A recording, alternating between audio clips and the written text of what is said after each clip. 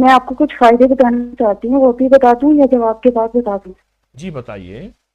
और सूरत तारीख की आखिरी आयत पढ़े तो शोहर ऐसे लगता है जैसे ना आपके साथ मतलब सारे मसाइल हल हो जाते हैं। एक तो जो आप 11-11 वाला अमल बताते हैं ना, जी जी। उससे तो लड़ाई झगड़े वैसे ही खत्म हो जाते हैं। लेकिन ये होता है सूरत तारीख की जो आखिरी आयत मैंने 2-3 दिन से पढ़नी शुरू की है, तो उससे प्यार मोहब्बत में बहुत ज्यादा इजाफा हो जाता है।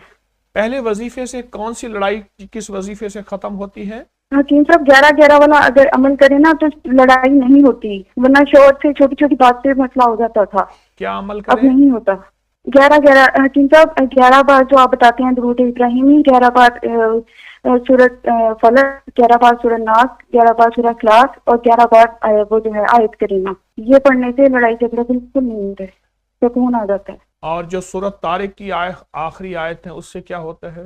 हकीम साहब उससे तो ऐसा लगता है कि अगला बंदा वैसे ही आपकी कैद में आ जाता है, आप जैसे कहते हैं वो वैसे ही करता है। माशाल्लाह माशाल्लाह, पहली दफा किसी माई से और सुना हकीम कि साहब, मियाँ कैद में आ जाता है। हकीम अल्लाह। साहब अभी सिर्फ 3 दिन हुए हैं मुझे पढ़ते हुए।